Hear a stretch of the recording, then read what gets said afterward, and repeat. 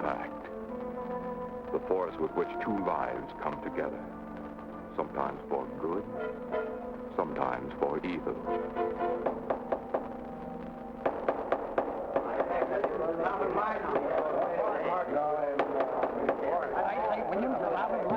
I'm definitely against it.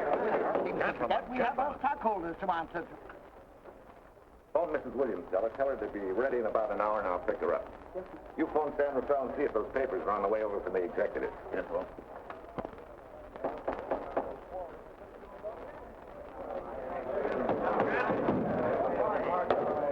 Well, Mr. Darcy, what's the score? 9-0? I'm afraid it is, Walt. If you think you can persuade them to change their minds, go right ahead. Gentlemen, I never interfere in stock issues, dividends, or anything else in your department. I must run my department with no interference. Either I know why and when I need more factory space, or you need another boy. And that's all right with me, too. Because I can take these plants and pick my own spot in the motor production field. You won't have to worry so much about dividends. There won't be many. I'm sure none of us want to lose Walt. Or our dividends. Why do you say we take another vote? All in favor of buying the 3 new factories signify by saying aye. Aye. Aye. Aye. Aye. Aye. Aye. And unanimous vote. Congratulations, Walt. Congratulate the board. They're the winners. Williams, if these factories are so valuable that other companies would jump at the chance to get them, how do you know that you can buy them at the price you quoted us? How do I know? I bought them this morning. Good morning. Della, I was asked to rush this up for Mr. Williams. Get my wife, Della? Your maid said she'd gone to the dentist. I gave her the message. Oh, fine. Oh, this just came. Thank you.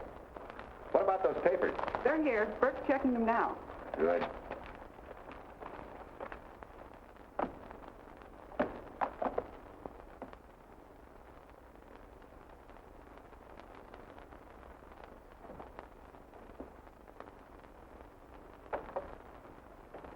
Congratulations, Walt. Take a look at Clause 4. Those provisions haven't been clarified yet. Oh, no? I wanted to leave for Tahoe right away. Get Judge Deering on the phone, will you? Never mind.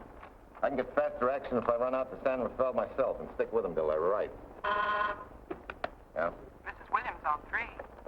Oh, put the blueprints of that new diesel in, will you? I want Jackson to see him. Hi, Duchess. I'm afraid now we won't be able to leave till about 5 o'clock. What? You're not going with me, but I counted on it. But I thought as soon as Dr. Harris took care of whatever it was, I'd feel better. I don't. Stupid thing still aches, and I certainly wouldn't be a very desirable driving companion. No, seriously, darling, you run along and buy your little factories and hurry home. I'll send you back to the office. And cheat me out of my goodbye kiss? Not a chance. I've got to drive over to San Rafael. I'll stop on the way. Love me? Bye, dear.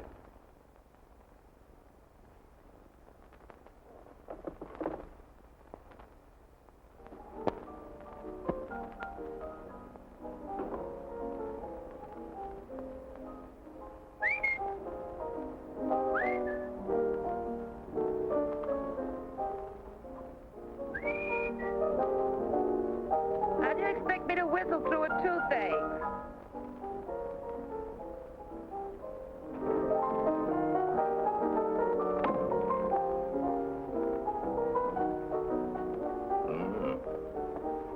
Nothing in the whole world smells as sweet as you do, Duchess. Certainly don't feel sweet. I was grouchy as an old bear. Well, old Doc Williams can give you something to fix that. Close your eyes. Relax now. Take a look at that and see if you don't feel better. Oh, Walt. Oh, darling, it's beautiful.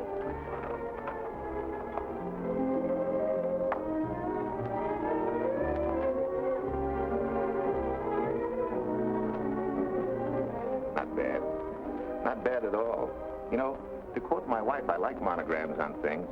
It shows they belong to me, unquote. When did your wife say such a thing, Mr. Williams? About 6 years ago, when I married her. She gave me the first monogrammed shirts I ever owned. Those were the words on the card. I still have it. I certainly hope your board of directors never discovers what a softy you are. They won't, don't worry. I have only one vulnerable spot. What really happened this morning? All I got out of Della was that you stalked out of the office with blood in your eye and were back in no time with canary feathers in your mouth. Oh, I clipped those birds' wings, but short. No one's going to vote me down, sweet. Not when I know I'm right. Mm-hmm. But how did you convince the board of that so quickly? With subtle hints and easy persuasion. Like this. Either I get what I want, or you get yourself another boy. And that's all right with me, too. Oh, Tom! What a clumsy ox. I'm sorry, Duchess. Oh, please, sweet, don't be so upset.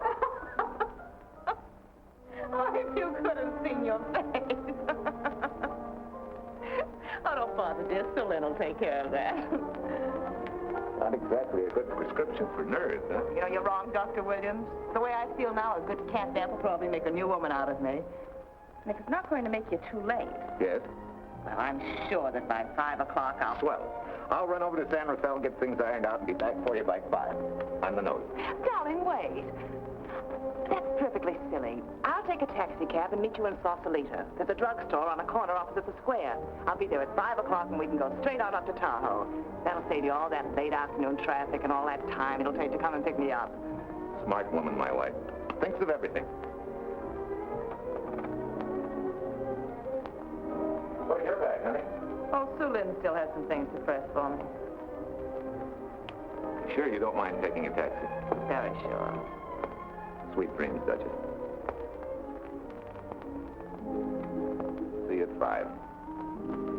I better get going. Bye, honey.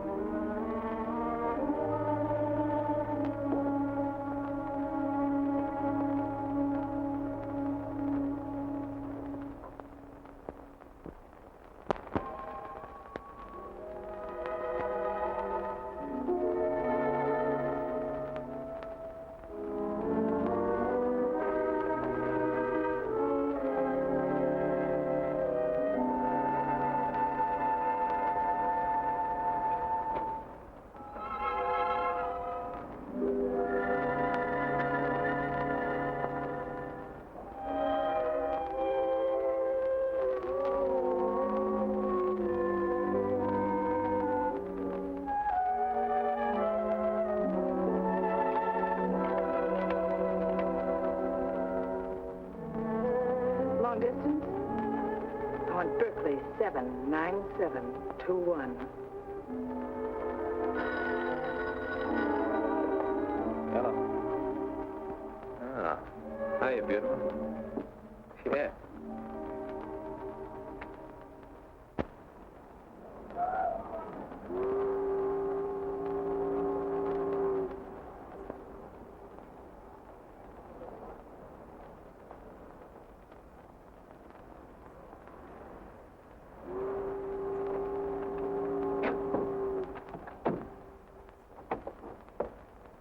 Here.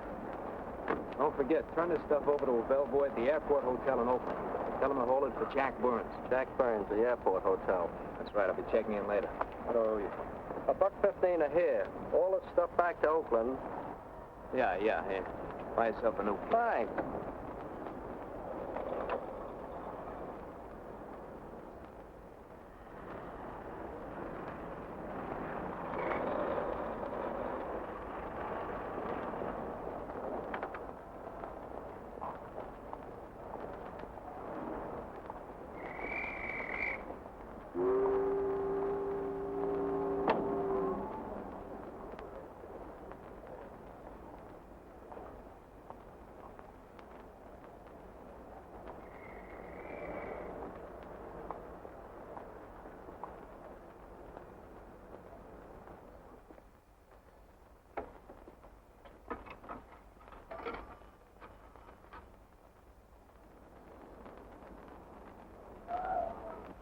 Hey, where's that new woman who was going to meet me? It's after 5 o'clock. Oh. Gee, I was so sure he was going to be okay. Maybe you better get yourself another dentist, huh? Of course I understand, honey, of course. Just to prove it to you, I'm coming right on home. No, you really mustn't, darling. I'm going to be perfectly all right, really. And besides... Besides what? Well, I've done something you're not going to like. You remember Aunt Margaret back in Illinois? You mean the old gal in Evanston? I'm way ahead of you. How much? Well, it isn't money this time. It's another relative, her favorite nephew, Jim Torrance. All of a sudden, right out of the blue, just after you left, he telephoned me from Berkeley. Okay, Duchess, I'll see him when I get back. Well, you don't understand, dear. You're going to see him right away. What? Well, all he seemed to want was to be able to get back to Illinois, so I... So you buy him a ticket. That's easy. Well, it isn't. I offered to, but he got huffy and said he didn't want any handouts, and... Well, without thinking, I told him we'd pick him up and give him a lift as far as Denver. I won't say I'm getting exactly an even trade for you, but where do I find this guy? Well, he should be there right now. I told him to be on the lookout for a cream-colored roadster, just in case we fail to recognize one another after all these years. Oh, darling, you're such a lamb. You sure you forgive me? What do you think? Well, I better run along, or Cousin Jim might get nervous. Take it easy, sweet, and miss me, will you? I do already. Don't drive fast. And please take care of yourself. Softy. Bye.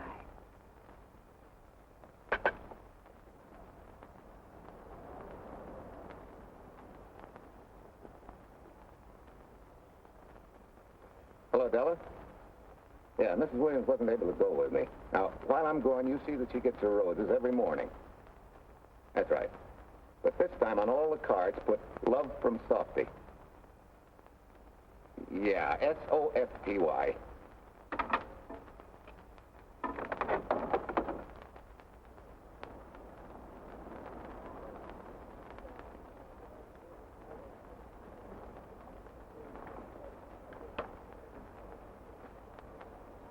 Hello. You must be Jim Torrance. Yeah, that's me. I'm Walt Williams. Hiya, Jim. Hi. Where's Irene? Oh, she's a little under the weather at the last minute. Worse luck. Oh, that's too bad. I was hoping I'd see her. Yeah, I'm disappointed, too. Where's your luggage? Oh, I'm wearing it. Less trouble that way.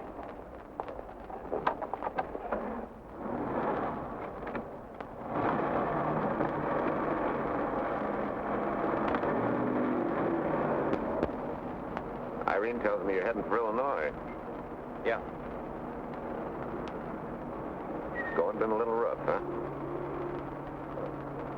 Haven't exactly been worried about my income tax. What's your line, Jim?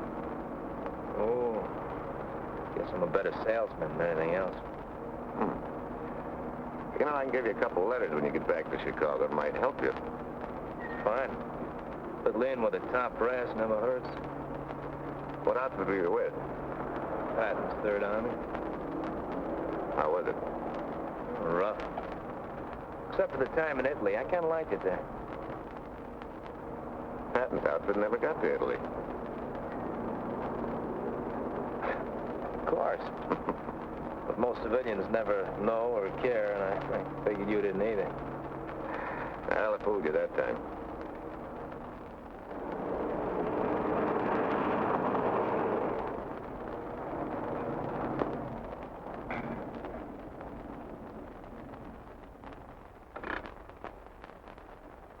Our last chance to chow for a while. How about it? No thanks. I grabbed a hamburger while I was waiting for you. It still tastes the harness.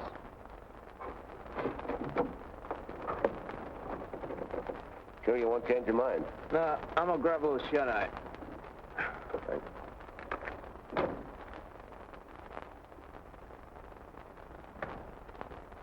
Chicken sandwich and a Coke. One chicken sandwich. Chicken sandwich coming up.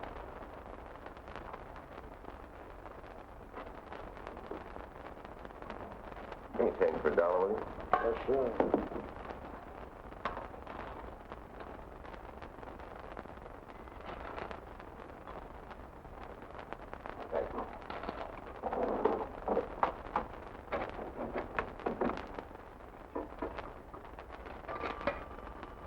Francisco. Klondike 2, 6714.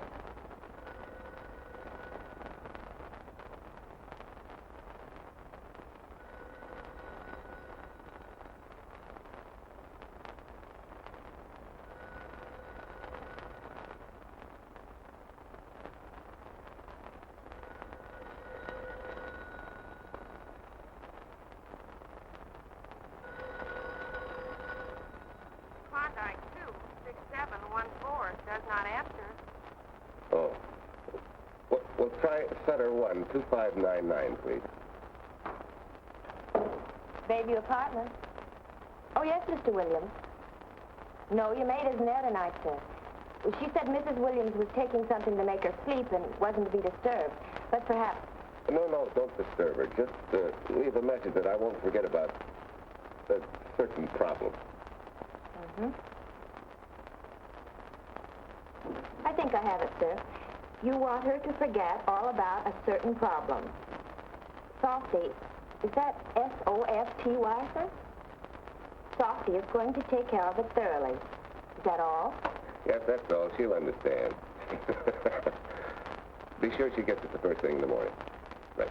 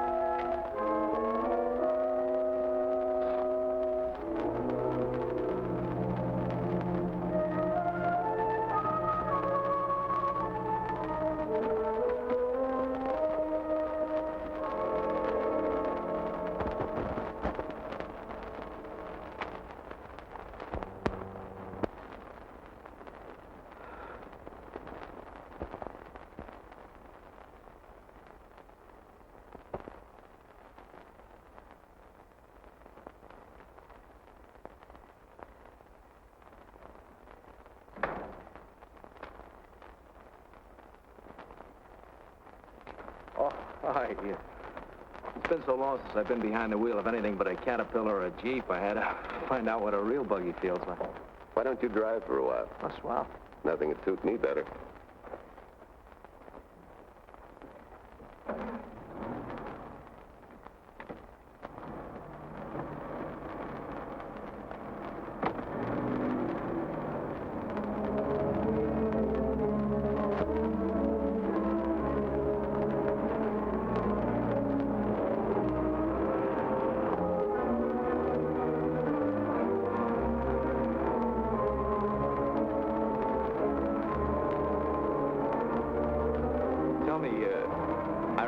Got that little scar on her cheek? That one she got from the fall? Yeah. You can hardly see it now, though. How'd you know about that? She just got it last summer. Thought you said you hadn't seen her for years. Oh, from Aunt Margaret, of course. How else? She always sends me the news in her letters.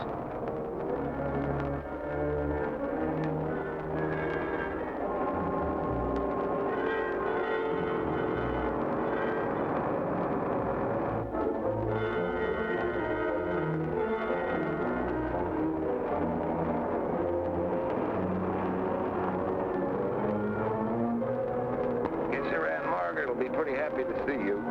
Irene says you're the favorite nephew. Afraid my lovely cousin was just giving me a build-up for your benefit. You don't know Irene. Maybe not.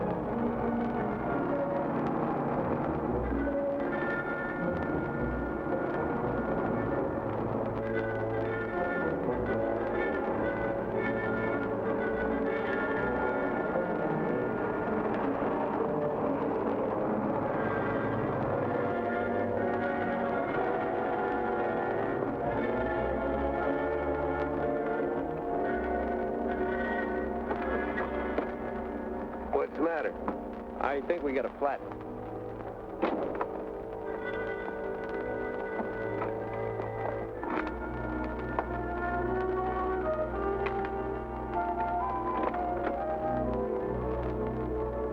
Yeah, flat as a flounder. Well, let's get to work. Hey, look out there, young fella. It's quite a drop.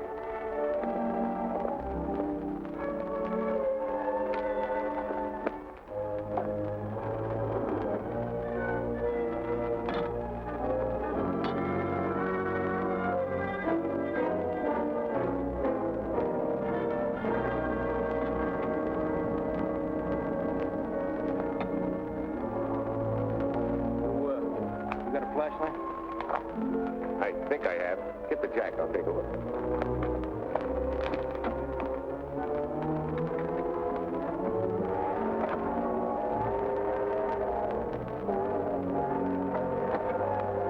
Did you find it? Yeah. Yeah, it won't be long now.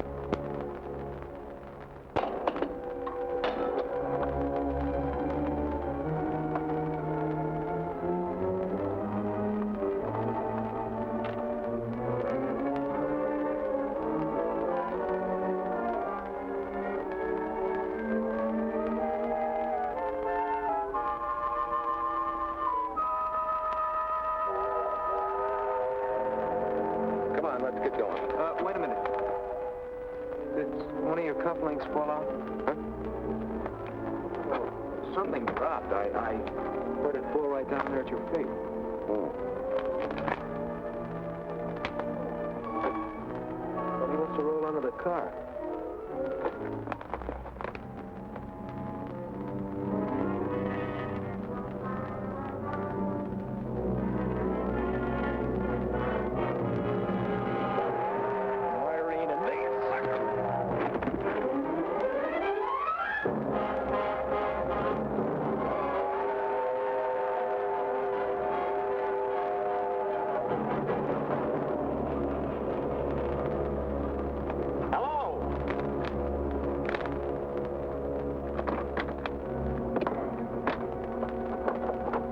Need a hand? No.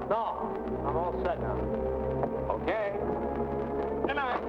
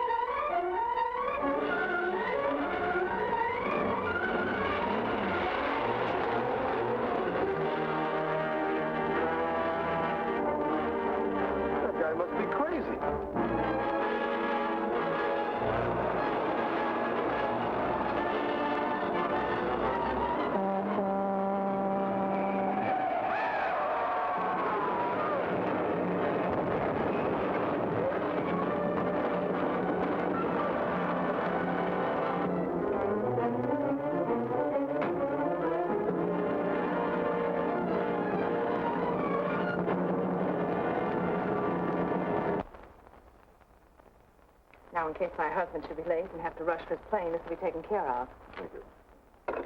Tell Mrs. Burns to 302.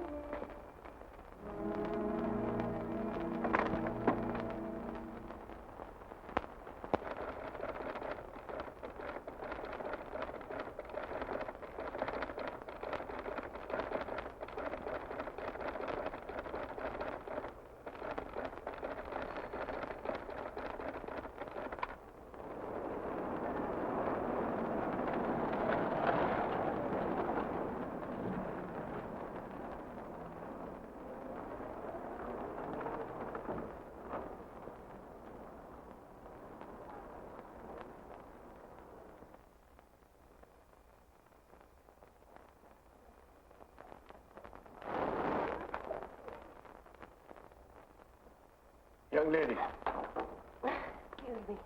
I want to see Mrs. Walter Williams. I'm sorry, sir, but she left orders not to be disturbed. I'm sorry, too. Lieutenant Quincy of the police department.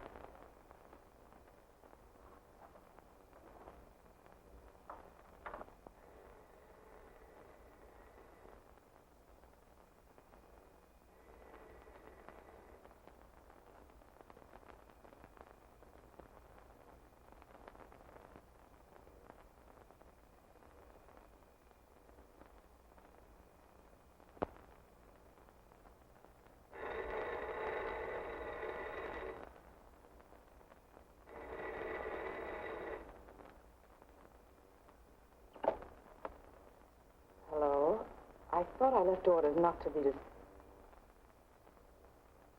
Oh, I see. Ask him to come up, please.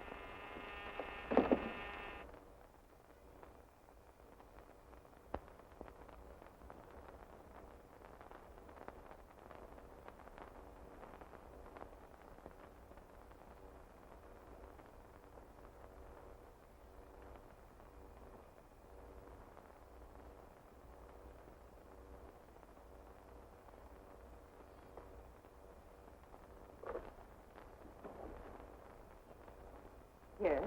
I'm Lieutenant Quincy with the police department.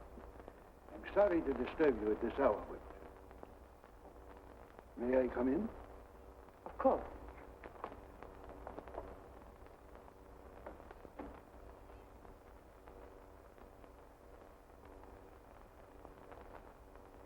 Well, Lieutenant?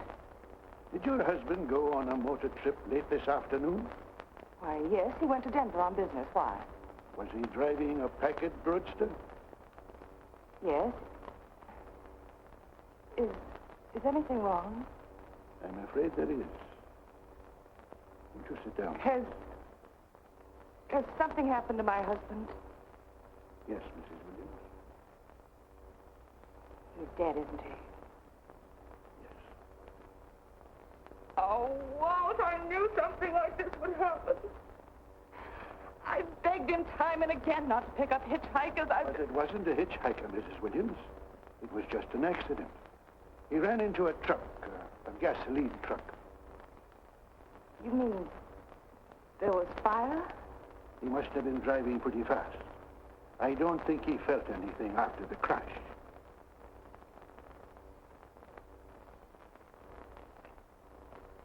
If there's nothing more you need me for, Lieutenant, I think I understand. And may I say you've taken this with a great deal of courage. Good night, Mrs. Williams.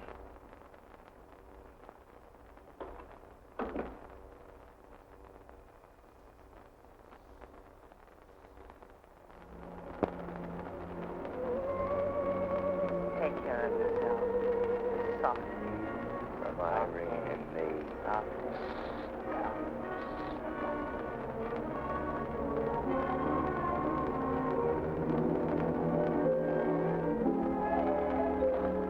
Ready? Yeah. That Williams must have been quite a guy. Yeah, he went to work for Universal Motors as a sheet metal worker. Mm-hmm. Less than 10 years, he's their top production man. Well, he sure went out in a blaze of glory. Yeah. Well, let's go.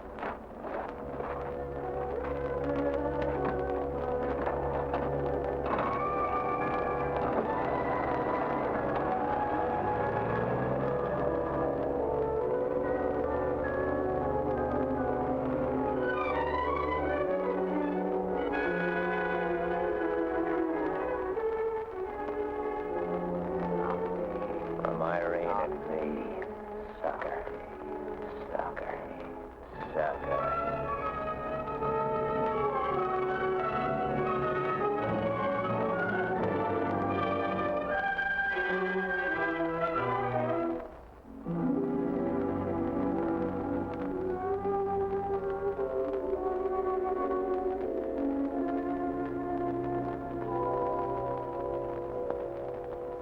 Well, could Mr. Burns have taken a later plane and still made connections to Mexico City? I see. Yes? There's some telegrams for Tai. Just put them under the door, Sue Lynn.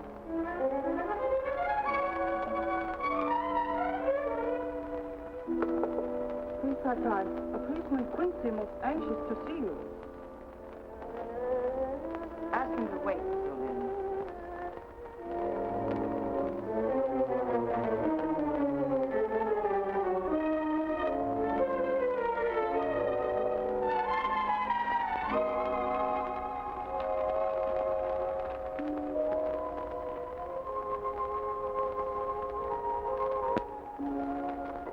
Williams will see you presently.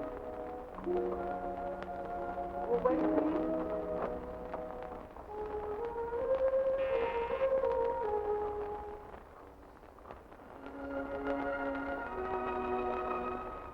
Flowers from Mrs. Walter Williams.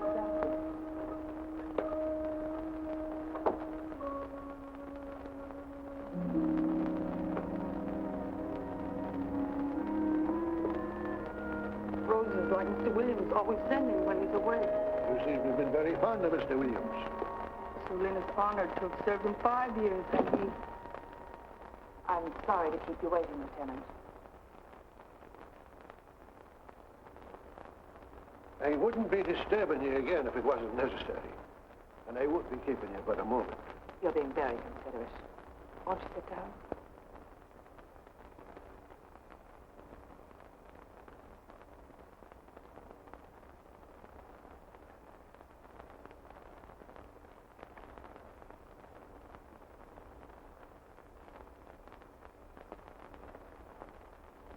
Everyone's been most thoughtful. Why shouldn't they be? Forgive me. I'm all right now. What was it, Lieutenant? The state police would like to have some information. They found some wavy skid marks for quite a distance on the road, as if the car had been out of control when it crashed. Tell me, was Mr. Williams a reckless driver? Why, no. He was a fast driver, but certainly not reckless. Well, was he a heavy drinker? Quite the contrary. But what about his health? Could he have had a heart attack and lost consciousness before the accident? Why, no, he was in perfect health, but he'd been working much too hard lately and was overtired. Perhaps he fell asleep at the wheel last night. Oh, poor darling. If only I'd been able to go with him last night, he might still be alive. Well, maybe so and maybe not. You mustn't blame yourself, Mrs. Williams. Fate plays an important part in these matters. Your handkerchief.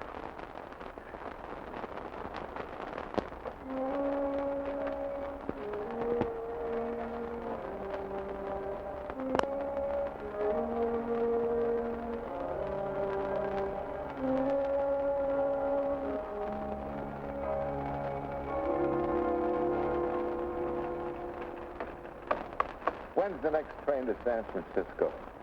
10 a.m. tomorrow. You sure there isn't one sooner? No, I'm sorry.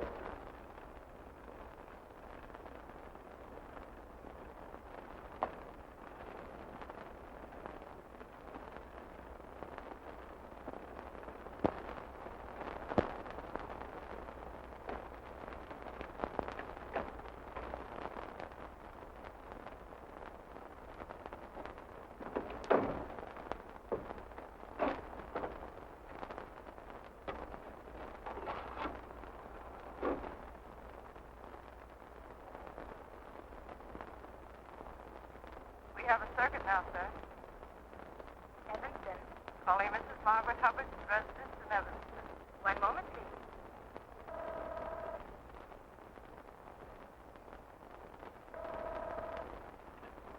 Hello? Mrs. Margaret Hubbard? Yes? Long distance. I have a call from Mr. James Torrance.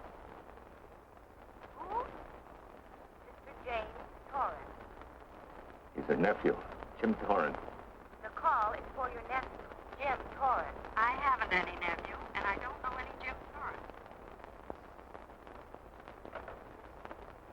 Sir, Mrs.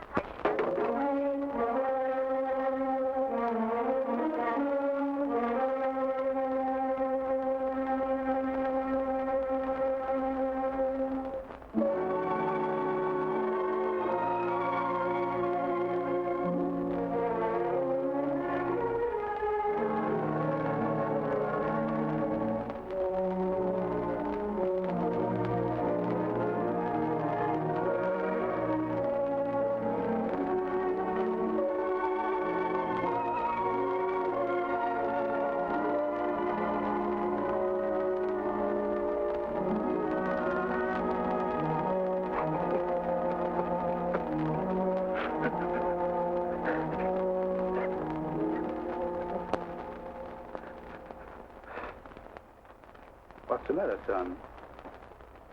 Looks like you need a doctor. Doctor? I can't leave the station. That old Doc Bender's just across the road there. Doctor? Think you can make it? Yeah. I'll make it.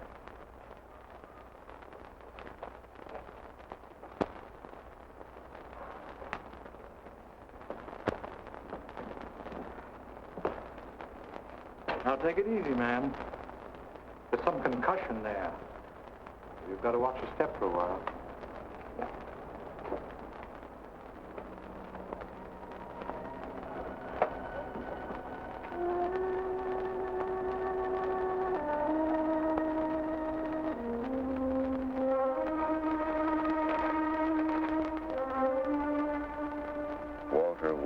beautiful widow, who by her own request sat alone in the family alcove during the service.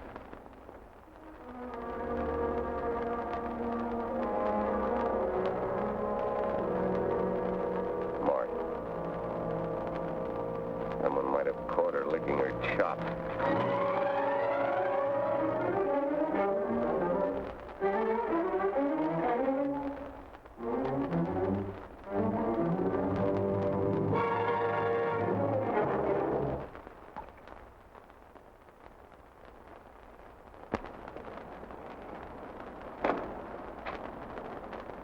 Hey, what's that? Walter Williams. Hey, ain't that the guy that... For the love of Mike, what's that briefcase doing here? He's dead. They did him a dirty trick if he ain't. Hey, now, wait a minute. Don't touch it. We better turn it over to the police.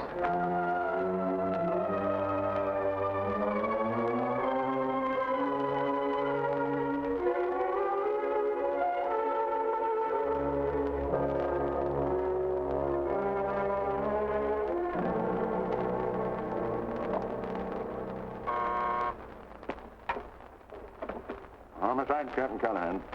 Oh, yes, Chief. The Duke just came in from Washington. The fingerprints are those of a James Torrance. Yeah, I'm putting Quincy on it. Right. This sort of opens up a new can of peas on the Williams accident. There's the FBI reporting the guy. Playing with the lady's affection seems to come natural with him. All you got to do, Quincy, is find him. Yes, that's all I got to do. Last known whereabouts of Jim Torrance was in a moving van somewhere between Sacramento and Points East. Yeah, wait a minute. Last known address, care of his sister, Mrs. Joseph Rossetti. Irving Apartments, Berkeley. Well, what are you waiting for, Quincy? Let's go. Did Torrance leave any forwarding address? No, he said he was going to send it to me. Sorry to trouble you. Oh, Lieutenant, if you should happen to hear from him, will you let me know? There's an unpaid telephone bill and a bundle of laundry. Laundry. Let's have a look.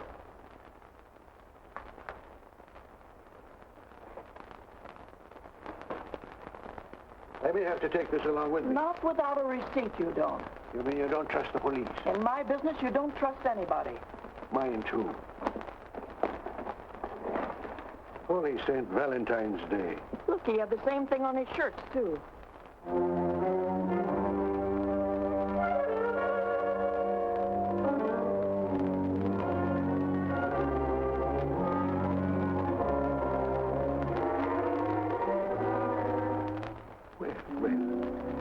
Romance in your late tenant's life. Did you ever see the lady? You know, I never did. But I always knew when she'd been here, the wonderful perfume. I'll lay you 10 to 1 she's a rich widow. Could be. Wait, I'll get you his telephone bill. Pretty fancy stuff for a hitchhiker. Yeah, but he's a pretty fancy hitchhiker. According to the shirt maker, a certain lady in the town had these made special. And they're just like her husband's. Only his initials were WW. Sort of smells, don't it, Cal? Now take a look at this little item. It was also found in the laundry. I for Irene and W for... Well, it could be for Williams, too, couldn't it? Yeah. Homicide, Callahan speaking. Hello? Oh, hello, Fitz. Hello. What news? Oh? Any luck? Both days, huh? Swell. Have it typed up and sign it. This report of Fritz will be a nice little topper for this pile. His checkup shows calls from Torrance's phone to Williams's private number, and a flock of them going the other way, including one on the 7th and several on the 8th. The 8th, in case you forgot, is the date of Walt Williams' accidental death. That ought to be enough to get an indictment out of the grand jury. Go pick her up. I'd like to play a long shot. It might give us 2 for 1. Well, take him one at a time. A bird in the hand is not going to lead us to its mate. I'd like to give the lady a little more rope. Well, Thanks. I thought you'd agree.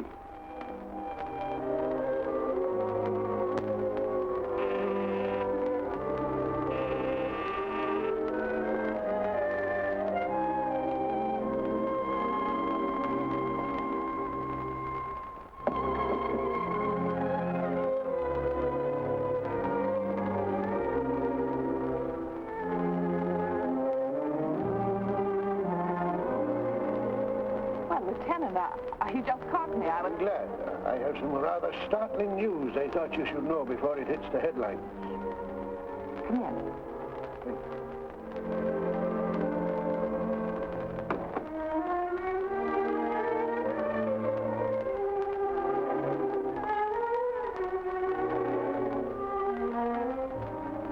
Lieutenant, I'm very anxious to hear about this news. It seems that your first hunch, remember, that a hitchhiker was responsible for your husband's death? Well, Mrs. Williams, you may have been right. I don't understand. Your husband's briefcase turned up in Kansas City yesterday in a moving van that had stopped at the scene of the accident that night. Apparently, the murderer made his getaway in it. That explains the wavy skid marks that made us suspect your husband was ill or unconscious at the time of the crash. Yes, I suppose it does. And by now, the man is probably out of the country and never will be found. Don't you worry, Mrs. Williams. There were fingerprints on that briefcase. And as soon as we get the FBI report from Washington, his identity will be known and his description sent out on police broadcast. Oh, we'll find him all right. But just now we're keeping things quiet so the murderer will feel safe until we are ready to close in on him. Yes, I can see the wisdom of that. Yes, I thought you would understand and cooperate. As soon as we know his name, it is possible that you might recognize it as someone with a motive. There's that part. Oh. Sure. It's a hobby of mine. The way you're going at it, you can't miss.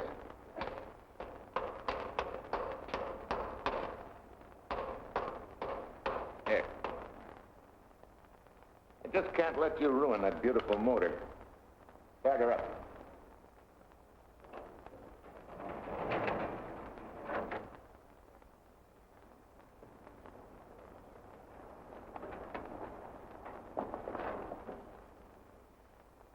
Okay, start her up.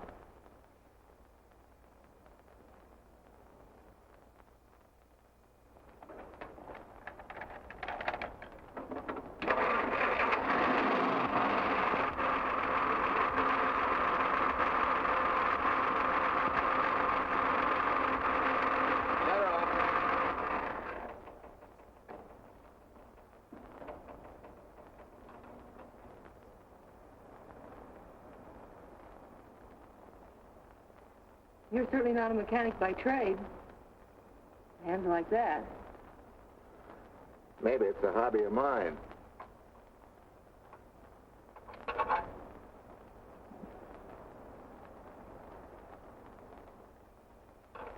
Gee, what happened to your head? Perhaps I was talking when I should have been listening. Okay? Okay by me.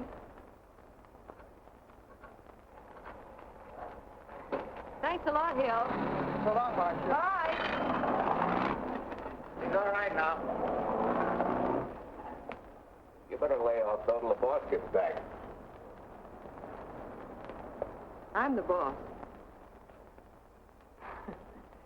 I guess the new cars are a little bit over my head.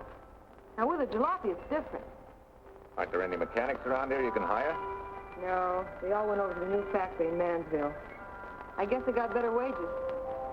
That's break. Yeah. How much do I owe you? Oh, forget it. Well, I'll be shoving along. So at least have a cook in the house. You might as well.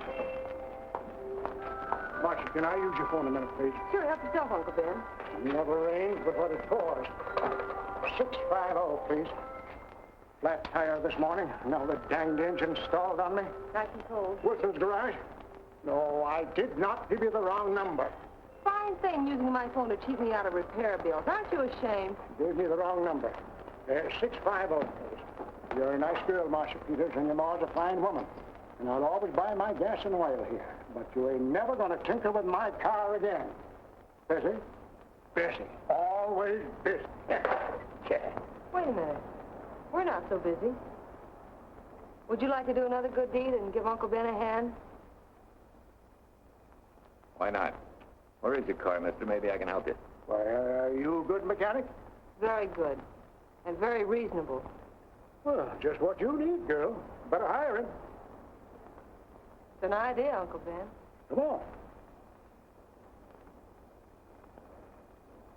Thanks for the Coke. Sure.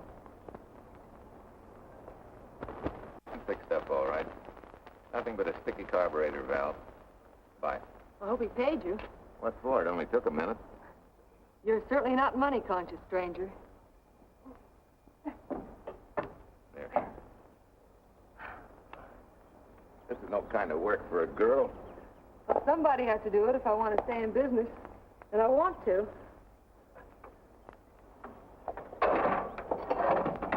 Must be some business that you're better suited for.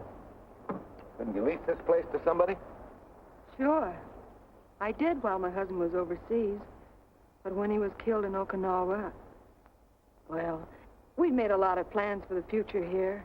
And I had a hunch he'd like it if I took over and tried to make a go of it. Takes more than to do that. I got along famously. Business has been fine until lately when the help got short. Could be again. I had a good mechanic. Yeah. You sure need one, all right. Well, for Pete's sake, say yes or no. Do you want the job or don't you? You mean you'd hire me without knowing anything about me? You can repair automobiles. What else do I need to know? Except your name. Well? Why not? Sure. I'll try it for a while till you get someone permanent. The name's Bill Walker. Okay, Bill, it's a deal. And maybe if business gets real good, you'll want to stay. Now, don't count on it. Where's this go, on the rack? Yeah.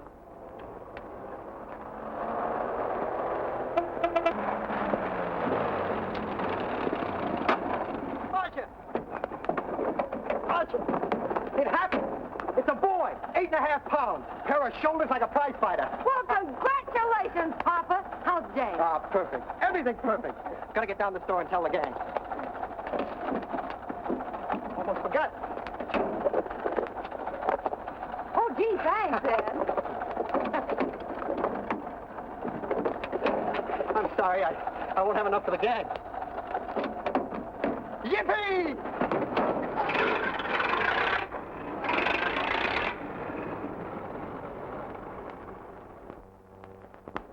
Maybe you can use this token from the slightly delirious new father. Thanks. Say, we haven't settled the matter of wages yet. Maybe I can't pay your regular salary. Suppose we leave that open till you find out how much I'm worth to the business.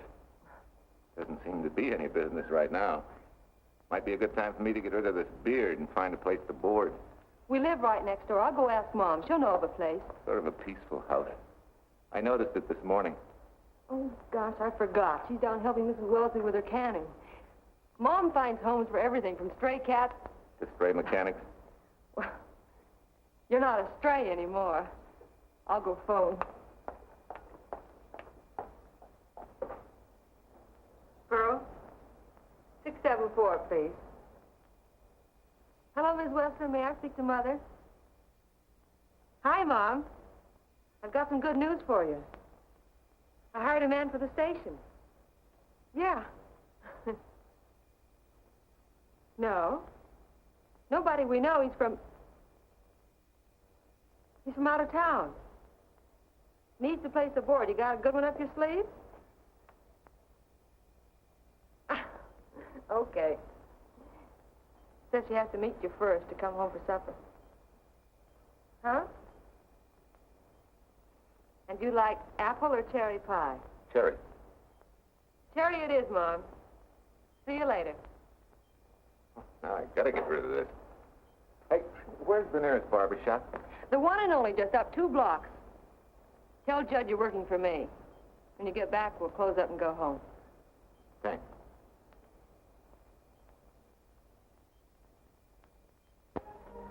Oh, that's real nice. You must have had a good bringing up, young man. Thank you for the young man. We thank thee, O Lord, for thy bounty, and ask thy blessing on this food and on the new friend who shares it with us. I hope you're good and hungry, Mr. Walker. Who wouldn't be? Marcia eats like a sparrow, with all the hard work she does.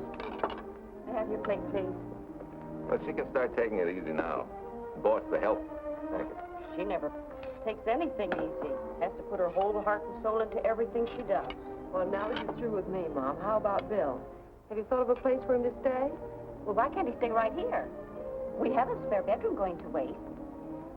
And I think you like my cooking. Like it? That's very kind of you, Mrs. King, but it seems an imposition. Imposition, nothing. That's good business. I can get back what I pay you in board and room. Well, Marcia, what a thing to say. If you'd like to stay, we'd like to have you. We have some more vegetables. Mrs. King, you have a boarder. May I have a biscuit, please? Oh, excuse me.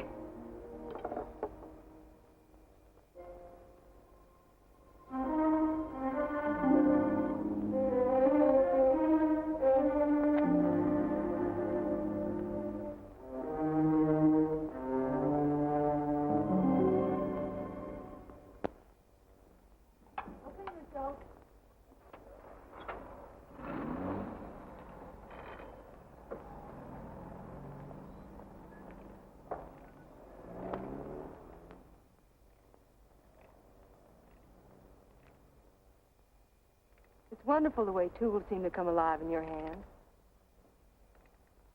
You seem to sort of come alive, too. As though you got real pleasure out of working with them. I do. When you're doing a job with them, you can't think of anything else.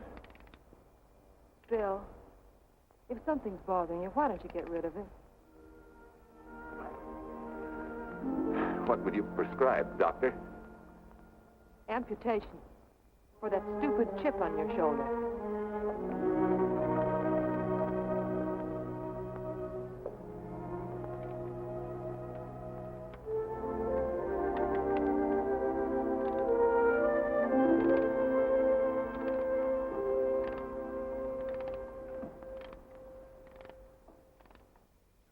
What you need is a ring job. Save yourself some money. Gee, Bill, with the baby and everything, I just can't afford it now. Oh, we'll take care of that. Hey, boss. How's Ed's credit? Good enough for a ring job? Well, sure, if I can hold Junior as collateral. Oh, not a chance, fella. Never mind her. I'll do it on my own time. Oh, thanks, Bill. Maybe we'll see you tonight, huh?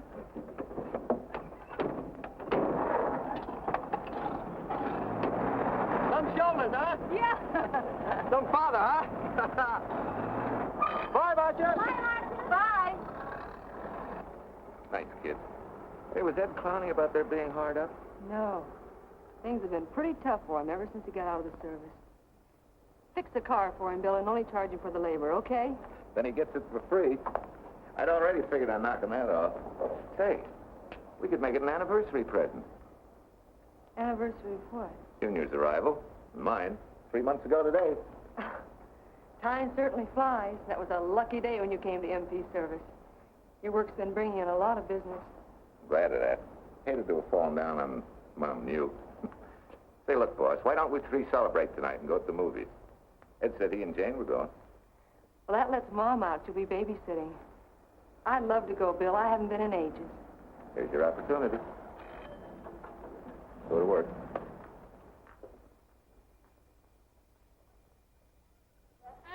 Irene Williams, held for murder. Read all about it. Extra. This is Sheila Graham with the latest news of the shocking Williams murder case. While beautiful Irene Williams is held for trial, charged with conspiring to kill her late husband, the police are searching for James Torrance, believed to be the lover of Mrs. Williams and her partner in the horrible murder of Walter Williams.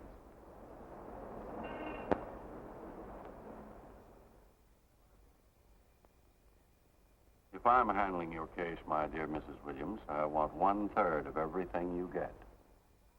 You're out of your mind. You don't realize what I'll get as Walt's widow. Perhaps you don't realize the spot you're in. Torrance's fingerprints were found not only on your husband's briefcase, but, in a manner of speaking, on your reputation as well. There's a detective named Quincy A very smart cookie. He isn't exactly for you. Frankly, Mr. Warner, I'm beginning to wonder if my attorney is for me. Underestimating the enemy's ammunition would scarcely be wise. Now, if we can get to trial before Torrance is found, they'll never get a conviction. But What? if he shows up, we may have to fry him. Oh, no. Let's not cross that bridge until we have to. But if it comes to a choice, we're not going to burn, are we?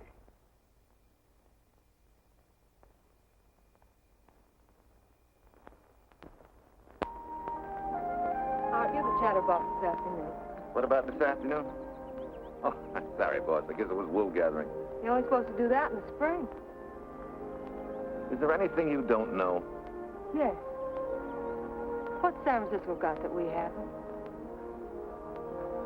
Better newspapers, for one thing. Anyway, California's supposed to be the land of opportunity. I thought that by now you liked it here. I do. Very much. Good town. Nice people. Swell boss. Thanks. We like you, too. No fooling, Bill. You'd be surprised how many people ask questions about you. What kind of questions? Oh, where you came from, do you have any family, and do you like it here, and are you going to stay? Al Knox asked me at the movie last night if you wanted to join the volunteer fire department. Just interested, friendly things. I suppose it is natural for people to wonder about a stranger who moves into their community, like I did. You know, I've been thinking, maybe it wasn't such a good idea, you and I going to the movies last night. It's all right being seen in the station and here with Mom, but... You get used to that in a town this size. They're always trying to marry people off. You just ignore it, and after a while they forget about it. I'll go get cleaned up for supper.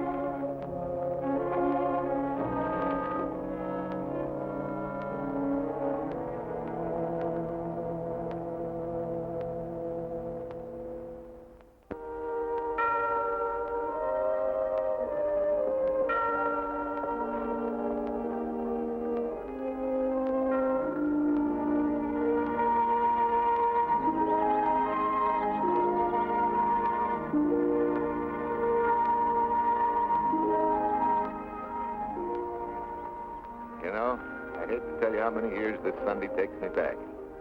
Did you always fall asleep during the sermon? I wasn't asleep, Mrs. Peters. I merely closed my eyes to concentrate. Oh, so that's what you call it. I had to nudge you to stop you from nodding. Quiet. You're disturbing my reminiscent mood. Even smells the same. Could be the same bees buzzing in the same clover. As they say, you can take a boy out of the country, but... A rolling stone gathers no moss. It has to stop rolling sometime, doesn't it, Bill? Sometime, maybe. We grow a very becoming shade of moss here in Larkspur. Don't you think? You grow a lot of nice things here. Anyone in particular? You'll have to skip the answer to that one. Someone tore it out of the book. You're married, aren't you, Bill? Yep. That's right. You must have loved her very much to have been hurt so deeply. To be so afraid of someone, even yourself. Maybe it's better that way. Then no one gets hurt. bitterness and hatred hurt everyone. Can't you see, Bill? They're like a wall that shuts out all the sunshine from a garden and lets everything wither. Make room in your heart for something else, can't you? I guess this is my day for sermons. Sorry. As Mom would say, you never get rich minding the other fellow's business. Hey, that's a fire. I'll be seeing you.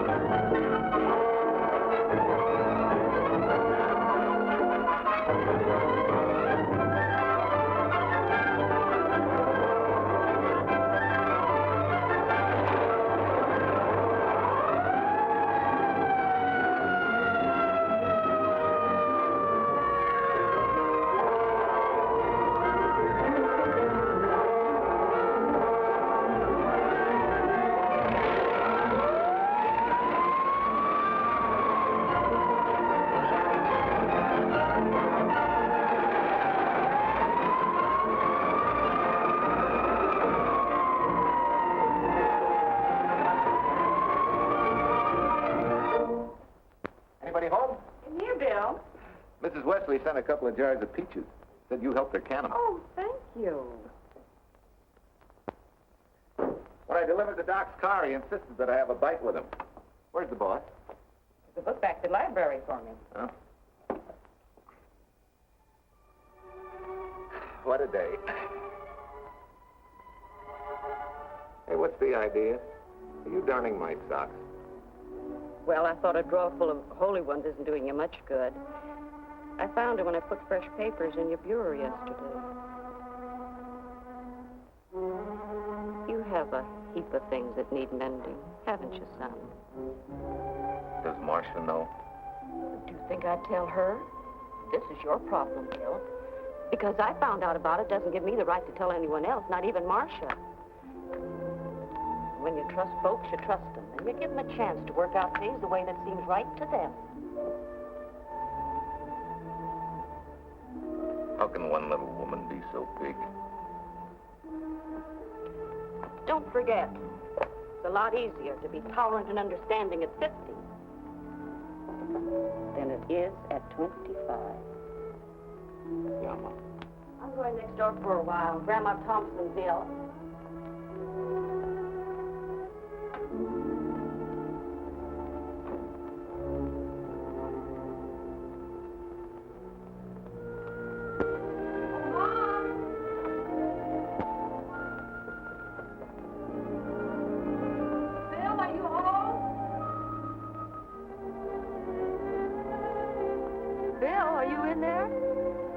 Yeah. Mom went next door, Marcia. Hi. You work awfully late? Oh, about 6. Anything wrong? Come in. I want to tell you something. I'm checking out. Has something happened? No. I'm doing what I should have done a long time ago. Moving along. But why, Bill? My name isn't even Bill. There isn't any Bill Walker. I'm Walter Williams. The late Walter Williams. Walter Williams? I don't understand. You may not even after I've told you, but at least you'll know the whole story. Sit down, please.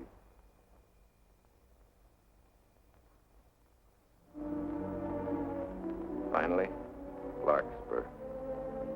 And you. From there on, you know. I'm glad you're going back to make things right. Going back? Wild horses couldn't drag me back. What are you going to do about your wife? Nothing. You're going to let her go to trial for murder? Oh, no, Bill. Why not? She tried to kill me, she and her cousin. But they didn't. Who says they didn't? Let them try and prove it. No matter what your wife did, she can't be tried for something that didn't happen. Oh, Bill, can't you see? You bet I can see. She deserves everything she's getting. Sorry part of it is they'll never convict her. No, Bill. The sorry part is you're not big enough to take a hard jolt to your pride and to your ego. Sure. It hurts to be tricked and cheated by someone you loved and believed in. But that doesn't give you the right to take justice into your own hands, to trample on the hearts of others and walk out on life. A barren, frustrated boyhood. A marriage to a woman who accepted my love, yet despised me so thoroughly she resorted to murder. I'll never think of our moments together without nausea. I feel stripped bare, degraded. Because you've closed your mind and heart to everything else. Even me.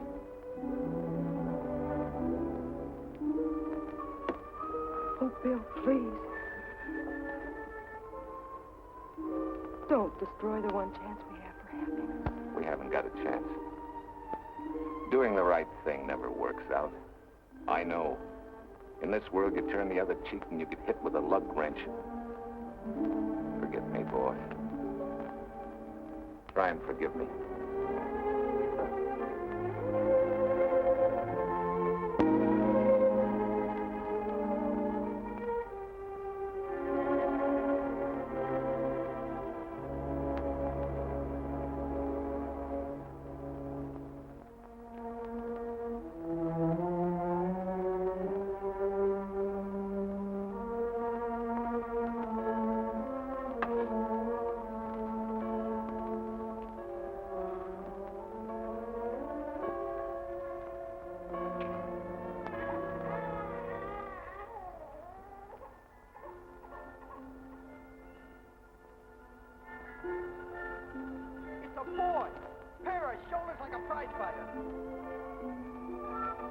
You know, I hate to tell you how many years this Sunday takes me back.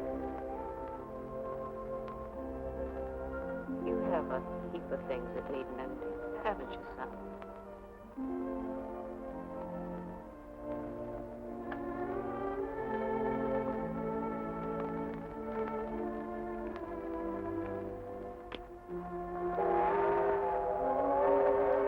Take care of yourself. Softly.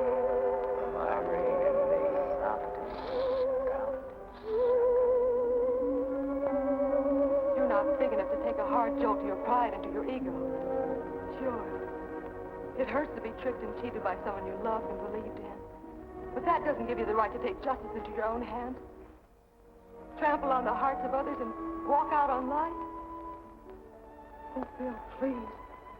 Don't destroy the one chance we have for happiness.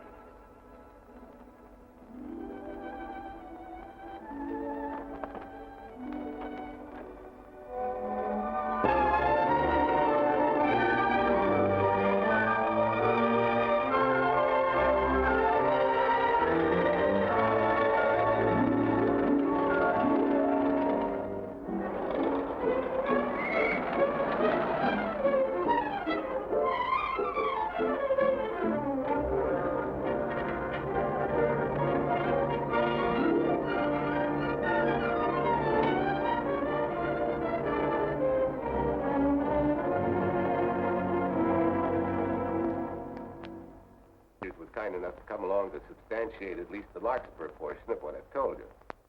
Very thoughtful of you, Mrs. Peters. Mr. Williams, when you read in the newspaper that the hitchhiker who attacked you had been, well, a close friend of your wife for some time, it must have been a great shock to you. I didn't come here to discuss my emotional reactions, Lieutenant.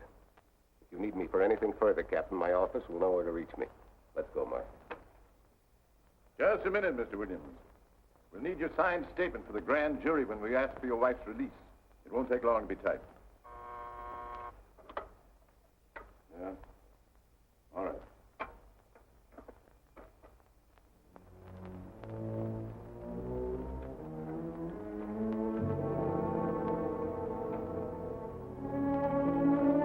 Come in.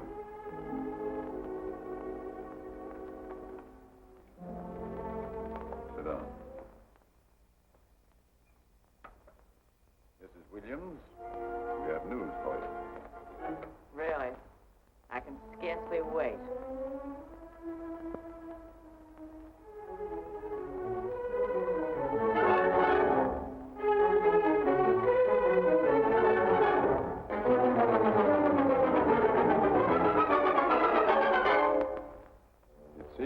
Torrance who was in the car when it crashed.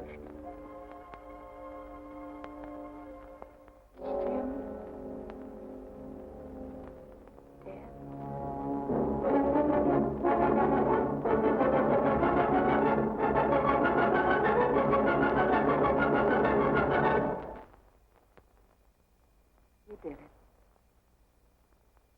You killed him. No. He tried to kill me. Thought he had. And he ran into the truck. It was an accident. An accident? You wait all these months to tell this story. You let me rot in this filthy jail. Wait a minute. You let everybody believe you're dead. Pretty convenient, wasn't it? A dead man can't be tried for murder. Mr. Williams, perhaps your wife would understand better if you would explain to her about the amnesia. Amnesia? Oh, don't tell me you believe he had amnesia. Where's he been all this time, just wandering around in a daze? Tells us he's been in Larkspur, a little town in Idaho, working as a mechanic in a service station. Run by Mrs. Peters here.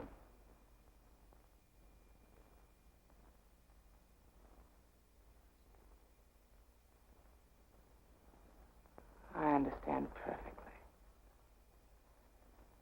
Now that my chance for happiness is dead, I suppose you'll demand the divorce I begged you to give me so that I could marry Jim. That's fantastic. Yes, isn't it? After you telling us that the man you picked up was a perfect stranger. Well, that's not true. The time and place for meeting Jim had all been arranged. I must advise you, there's a law that a wife can't testify against her husband. There's a law against murder, too, but that didn't stop him, and nothing's going to stop me until I'm through. All right with me, Captain. Go on. Talk your head off.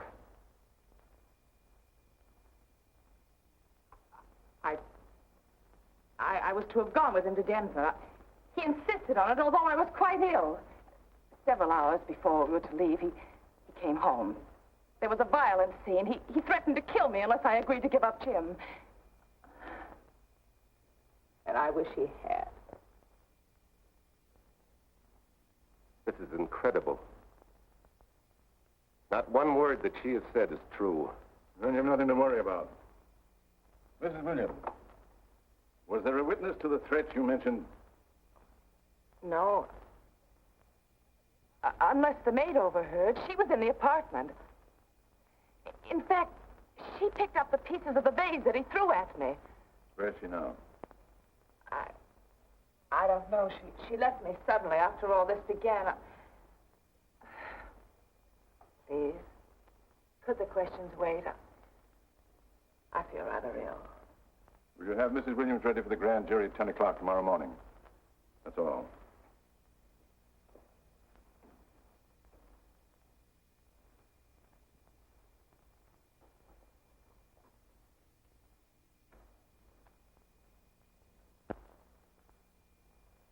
We're going to hold you too, Williams.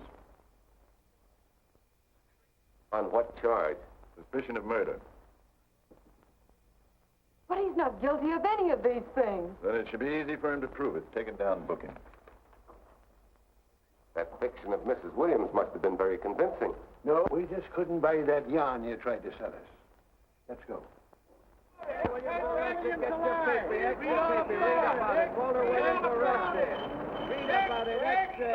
What's the White Freed and murder charge? Extra, get your paper. Walter Williams charged with murdering White Bubba. Extra, get your paper. Irene Williams goes free. Husband held. Extra, get your paper. White Freed and murder charge. Walter Williams charged with murdering White Bubba. And Daly's going to cover Williams' office. Okay, boys, hop to it. I want all I can get by 10 a.m. tomorrow for the grand jury. Okay, Chief. Oh, Tom, don't miss a bit. Dig up everything you can on Williams and the Peters dame. You sort of believed Irene Williams' story, didn't you, Ben? She made better sense than he did. Well, sure, she's a better liar than he is. Don't forget, I went all through her grieving widowhood with her. She's a bad customer. Well, that's for the grand jury to decide, and Williams insisted on letting her talk. So it's his funeral. Funeral, all right. Especially with that yarn he told. But murder's out of character for him. There's a few pieces missing somewhere. There might be in Idaho. If it's not too much out of character for you to get going. You're going to miss me, Cal, when I retire next year. Maybe I'll join Private Eye and solve your cases for you.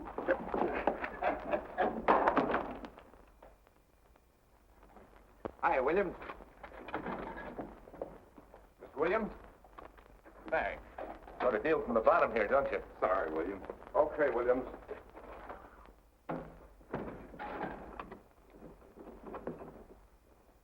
Well, not very good news, judging from your faces. Well, Walt, the grand jury returned indictment against you. Mrs. Williams was released. I see. Now, don't you worry, Walt. We'll have you back at work where you're needed, and in short order. Come on, Eldridge. There's a visitor waiting far more attractive than we old fogies. We're just leaving, Mrs. Peters, but remember, don't hesitate to call on me for anything. Thank you so much.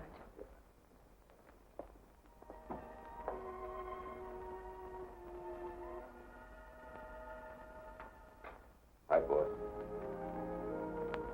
Bill, what have I done to you? If it weren't for me, you wouldn't be here. If it weren't for you, I wouldn't be. I came back here because I wanted to believe in the things you do. I still do, no matter what happens.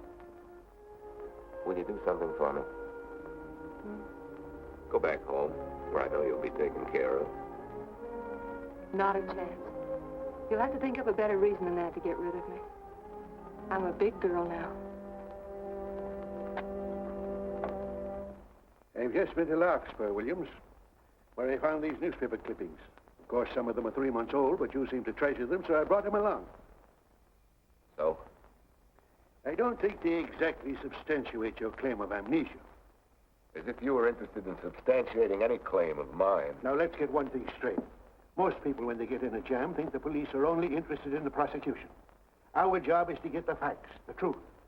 And the truth never hurt anyone but the fellow that lied. Unless he was a beautiful woman. Oh, quit kidding yourself, Williams. You made the boner. I had no more to do with Torrance's death than you did. And out of the whole population of Northern California, you just happened to pick up a hitchhiker who happened to be your wife's boyfriend. Ah, have a heart, Williams. I suppose you'll tell the truth when you take the stand, but you better have some mighty conclusive proof if you expect the jury to believe it. Wait, Lieutenant. Bill, we all know you're not guilty, but we're going to need help to prove it, and need it badly. Lieutenant Quincy can't take sides, but if we're right, he has to be on ours. And I have a hunch he wants to be. Why don't you tell him the whole story? All of it, please. I'd like to. Quincy, very much. Guess I should have told the whole truth in the first place. But I wanted to clean this mess up with as little scandal as possible.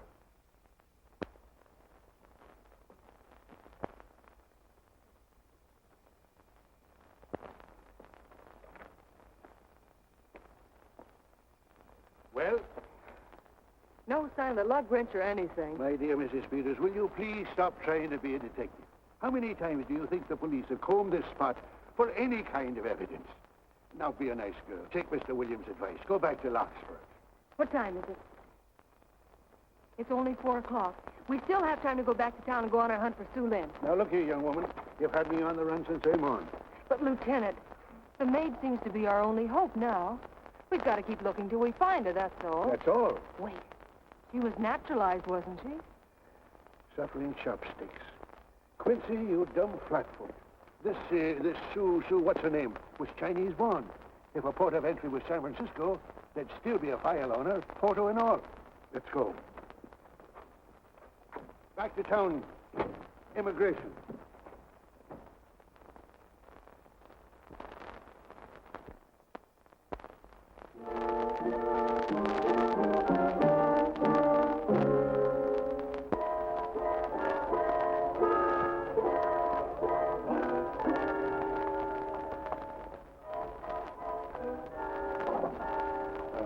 So give us the right lead.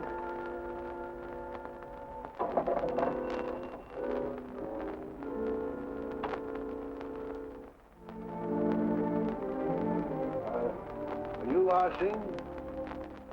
Understand? You savvy English? Also French, Italian, and Hebrew. May one ask what is desired? We're looking for Su Ling Chung. The Chinese consul said you were her uncle and might tell us what she is. This daughter of my brother, she offended the honorable police? Oh, no. They just wanted to ask her some questions about Mr. Williams, the man she used to work for. Ah Sing's heart is heavy that he cannot lead you to her. But things that are not known cannot be told. Well, if you hear anything of her, report it to headquarters.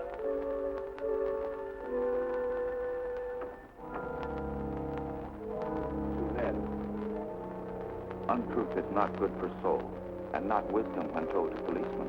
Better for the soul. William must keep silence to help in this matter.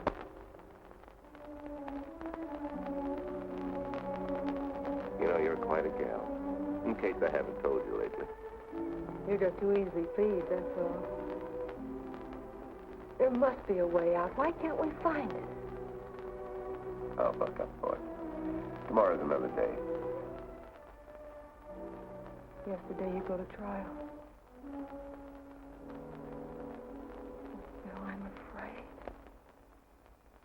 And the state intends to prove, beyond any reasonable doubt, that the defendant, Walter Williams, did, with malice aforethought, kill the deceased James Torrance, whom he knew to be his wife's lover. And that with his victim dead beside him, he drove his car into the course of an oncoming truck, jumping clear himself some seconds prior to the crash. And subsequently, he made his getaway in the back of a loaded furniture van.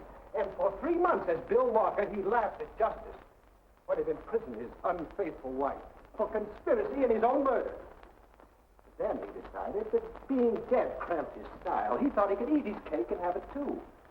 So he returned, most anxious to explain his long absence and to right the dreadful mistake that had imprisoned his wife for 3 months. Ladies and gentlemen, it was a cold-blooded, premeditated murder.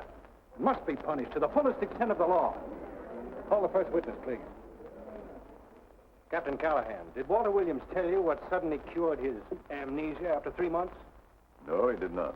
But he did tell you the man that struck the blow which caused the amnesia was a total stranger, a hitchhiker he had picked up.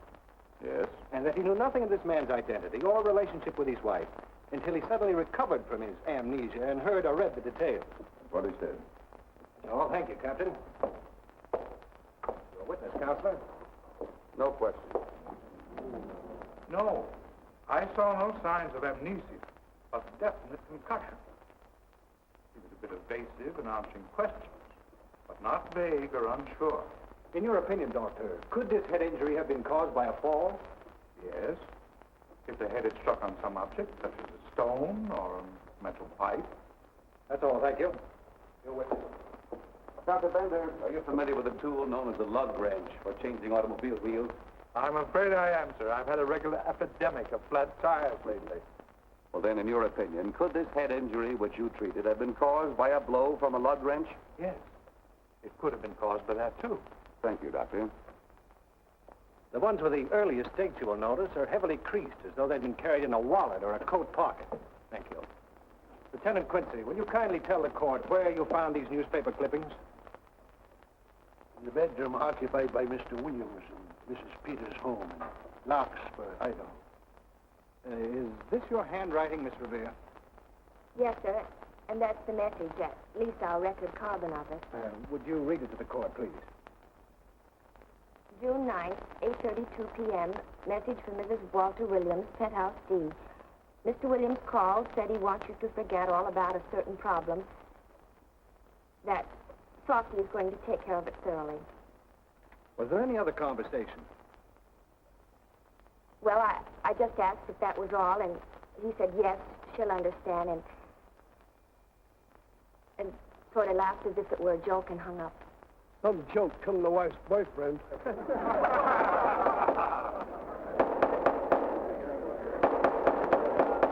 is the state versus Walter Williams.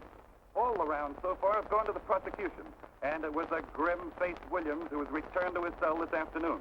What the score will be after he takes the stand is anybody's guess, but he's going to need some lucky punches to get a decision. And though Torrance struck with intent to kill, after telling you this is from Irene and me, sucker, You still telephoned Illinois to find out if there was a Cousin Jim. You are hard to convince, aren't you, Mr. Williams? Is it so incredible that a man should fight against believing such a thing about his wife? Oh, that is very touching. From a husband who planned a trip on which he intended to destroy his wife and did kill her lover. That's a lie. Your Honor, I object to the conclusions drawn by the prosecutor and move that it be stricken from the records. But, Your Honor, there is a corpus delicti, remember, who was your wife's lover. Objection sustained. There's also her own story, which, in front of witnesses, you insisted she tell. And then we have your own two different stories from your own lips. One featuring a perfectly strange hitchhiker. The second, an equally strange Cousin Jim. Without a questionable substantiation for either bit of fiction.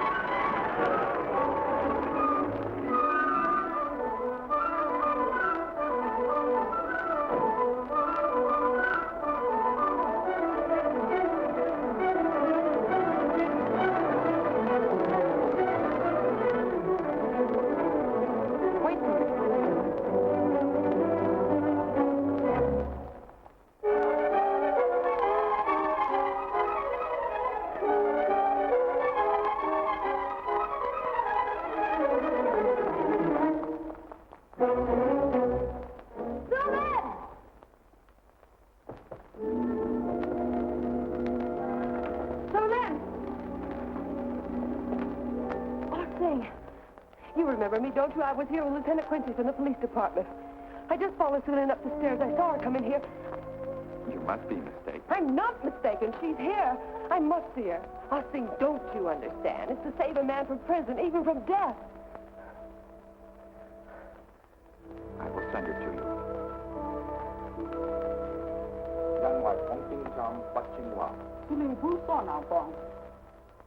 Oh, Sue Lynn, we've been looking for you all these weeks. Mr. Williams needs your help so desperately. I cannot help. You must forget that you found Sue Lynn. Forget it? But you're his only witness. You're the only one that can help. Not as a witness.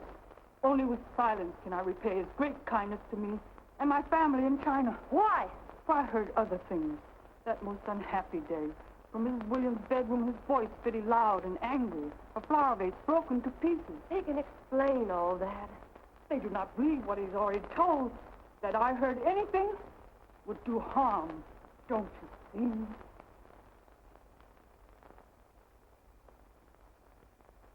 Yes. Much sorrow comes from women who know not honor and truth. And Mrs. Williams, she's not true, even to that Torrance man.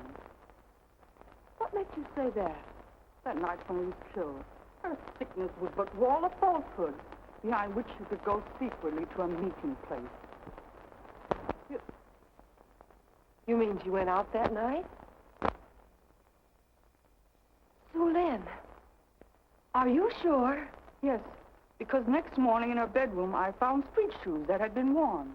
Her coat on the closet floor with the sleeves turned inside out, as though removed hurriedly. And in one pocket, a door key to some hotel. Sue Lynn, that's it. Proof that she and Torrance had planned to meet that night after he killed Mr. Williams. What hotel was it? Oh, I don't remember. The key. What did you do with it? Returned to coat pocket. Come on.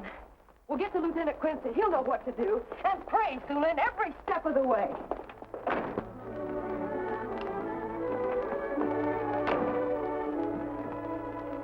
Now hold everything. Even if this long shot don't work out, we'll just keep on pitching.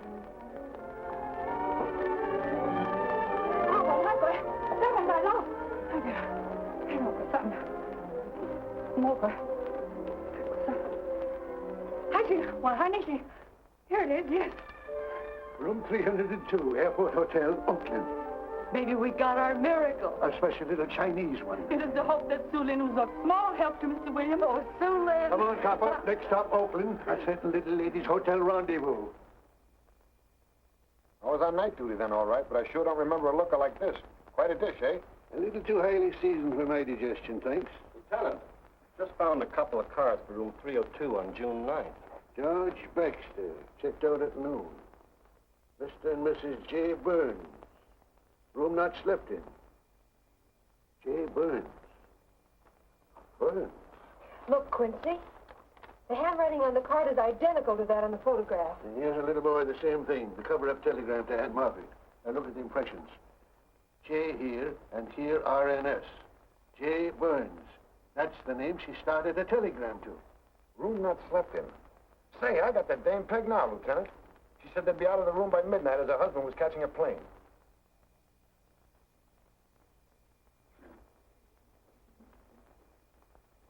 Reservation for Sam Andrews. Yes, sir. This ties it all up, doesn't it? Yeah, like a greased pig. What do you mean? We've got the evidence now, the proof. Of what? Sulin's theory that Irene was playing the field? This evidence only proves that she came here to keep a date with a man named Burns.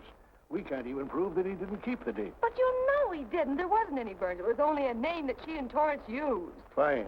If you can prove that, Williams will be free. But none of this will prove it. Sorry, copper, but we are just up another blind alley. Willie? Yes, sir. There's a couple of sample cases from Mr. Sam Andrews. Came up from the station this morning. Take them to Parlor B right away. Sure thing, sir.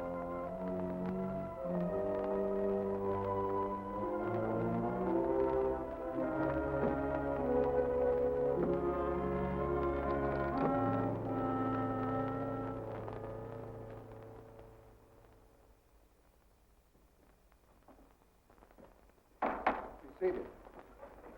Case of the state versus Walter Williams. Proceed, Mr. Aldrich. Your Honor, we will call Mrs. Irene Williams. Take the stand, Mrs. Williams.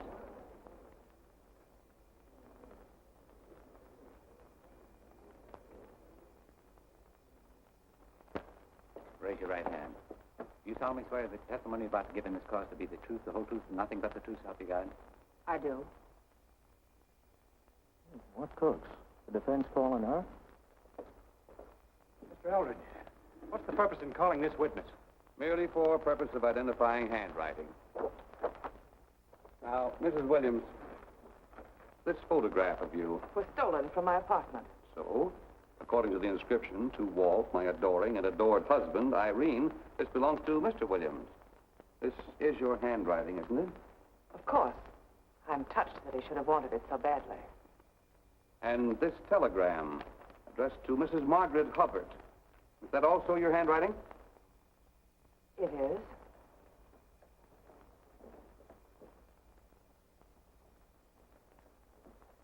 Now, Mrs. Burns, Mrs. Williams, this photograph is inscribed to Jim, my adoring and adored Irene. Did you write this, too? I see no point in all this. Merely answer counsel's questions. Did you write it? I did. And these letters addressed to Mr. James Torrance, did you write them? Yes.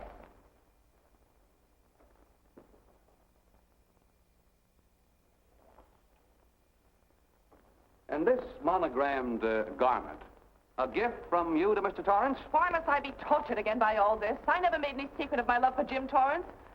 That's why he's dead. Your love for Jim Torrance. Yet on the very night he was killed, you had a rendezvous with a man named Burns, didn't you? I don't know what you're talking about. I don't know any man named Burns. I was at home that night, very ill. Oh, yes, the sleeping pills.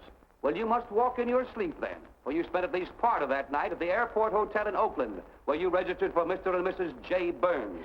Don't waste the court's time trying to deny it. This is the registration card that you signed at 9:20 p.m. And there's the room clerk who assigned you to room 302. And this, Mrs. Williams, is the key to room 302, which you very carelessly left in the pocket of a coat which was found in your closet yesterday. All right, I was there. Now you're satisfied. Not quite. This J. Burns, Mrs. Williams, was his first name Jack? Yes. Have you been in contact with him lately? No. How long since you've seen or heard from this Jack Burns? Well, I don't know. I don't remember. You bet she doesn't remember, because there isn't any Jack Burns, and there never was. That was an alias for Jim Torrance. And it was Torrance who was to have met you that night, after your charming little plot to kill your husband had been duly executed. Not true. It's not true. I have bad news for you, Mrs. Williams. I can prove it's true. These pajamas, these letters, this picture, all of which you identified for the court, were found in this suitcase, which is full of the clothes and personal belongings of Mr. James Torrance. And the suitcase was found in the baggage room of the Airport Hotel, where it's been held since June 9th. And it says on his tag, in large print, hold for Jack Burns. That is all, Mrs. Williams. Just a moment, Mrs. Williams. Your Honor, in view of the evidence presented, we now ask for a dismissal of the state's case against Walter Williams. And we intend to charge Irene Williams with conspiracy to commit murder against her husband, Walter Williams. Oh, no.